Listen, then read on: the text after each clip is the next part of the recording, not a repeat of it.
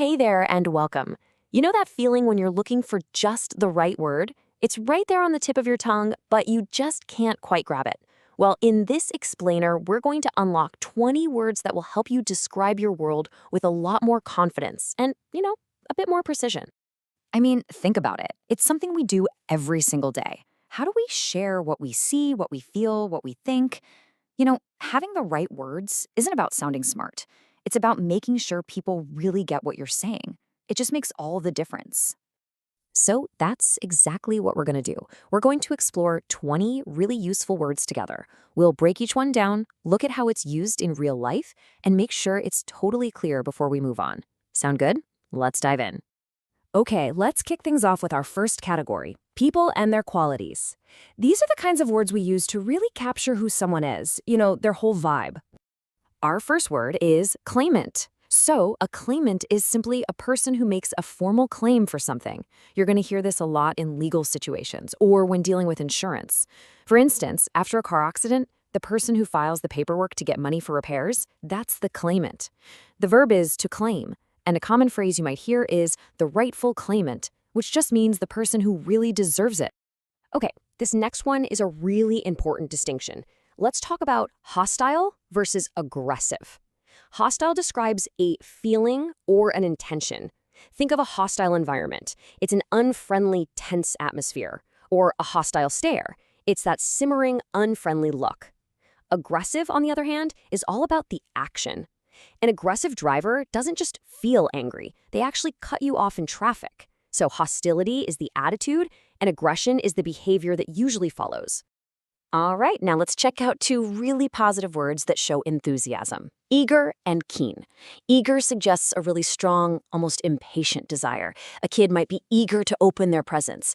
You might be eager for some good news. Keen is a bit different. It suggests a sharp, intellectual kind of interest. You can have a keen eye for detail or be a keen supporter of your favorite team. You're usually keen on doing something.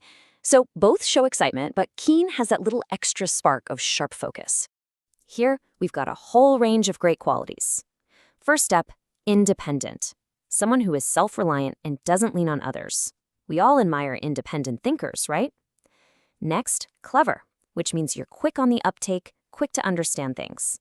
A clever solution is one that's smart and efficient. Now let's step it up a notch to brilliant.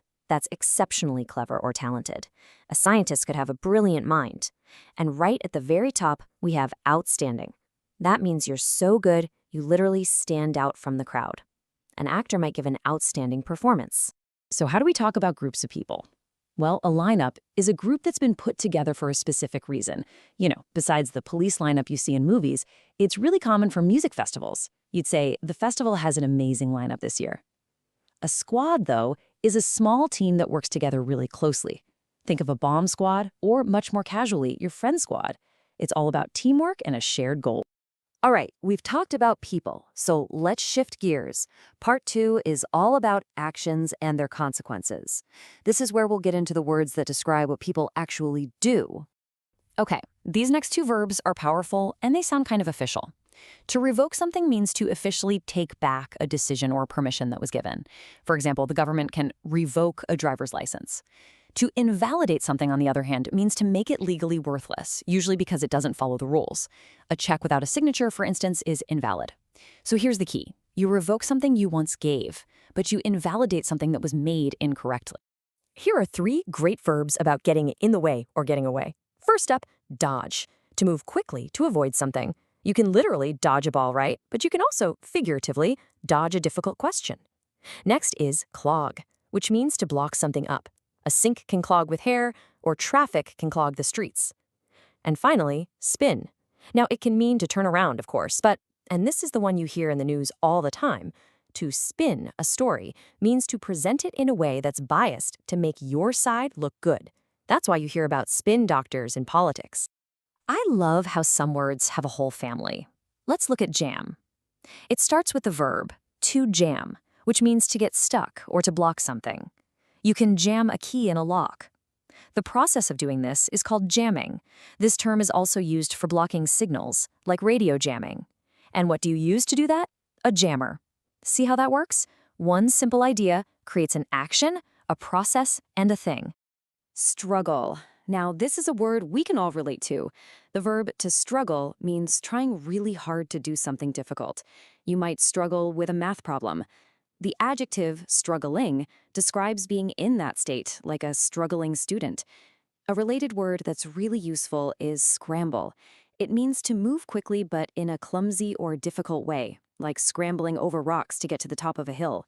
Both words give you that feeling of urgent, hard work. Okay, this next word family is just so positive. The verb is to fulfill, which means to achieve something you promised or dreamed of. You can fulfill a promise or fulfill your potential. An activity that gives you that deep sense of satisfaction is fulfilling. A lot of people find that charity work is a fulfilling experience. And that wonderful feeling of deep happiness itself, that's called fulfillment.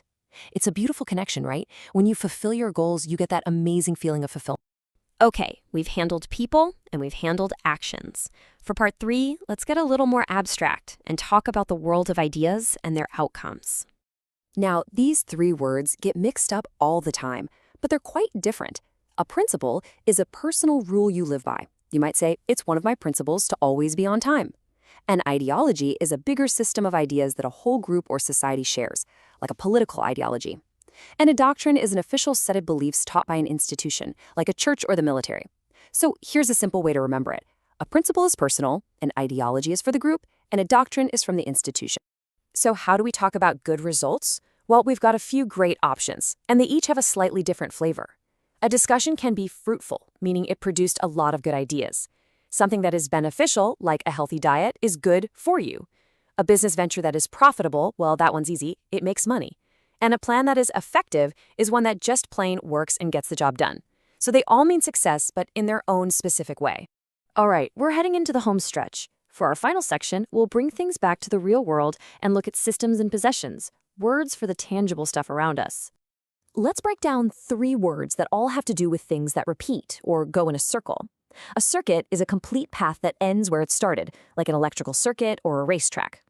A cycle is more about a series of events that repeat in the same order, like the 4 seasons or the laundry cycle. And a loop is really just about the shape, a curve that crosses over itself, like a loop in a road. So think, circuit is the path, cycle is the events, and loop is the shape. Let's get these 2 words straight, because it's super useful. An asset is basically anything valuable that you own. It could be cash, a car, your computer. It's a very broad term. Now, property is a very specific kind of asset. It pretty much just refers to land and buildings. So your house is your property, and it's also an asset. But the money in your bank account is an asset, not property. Make sense? This next one is a nice, straightforward pair. The verb is to possess, which is just a slightly more formal way of saying to have or to own. You could say someone possesses a great sense of humor. The noun, possession, can mean a couple of things. It can be the state of owning something, like when someone takes possession of a new car, or it can refer to the things you own, your personal possessions. And finally, let's get down to earth. What's the difference between dust, soil, and dirt? Well, dust is that fine, dry powder that collects on your bookshelf inside the house. Soil is the good stuff, the rich material in your garden where you grow plants. And dirt? Dirt is just soil or mud where it doesn't belong, like dirt on your shoes or under your fingernails. So it really all comes down to where you find it. Dust is inside, soil is for your garden, and dirt is what you have to wash off. And there we have it, 20 new words to add to your toolkit. So my question for you is, which one stuck with you? Which new word will you use first? Honestly, the best way to really own a new word is to just start using it. Go on, give it a try. Thanks so much for joining me for this explainer.